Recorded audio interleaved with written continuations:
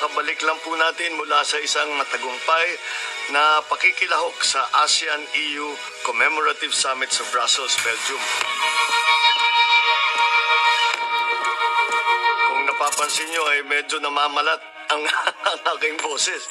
Siguro ay naninibago ako doon sa lamig na umabot ng -3 hanggang -5 degrees. Kaya't nagkaganto yung aking boses.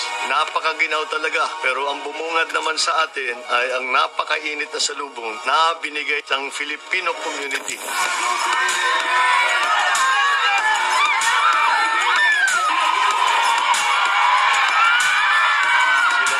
Sanay yata sa lamig, kaya't parang wala silang nararamdaman na. Hindi lang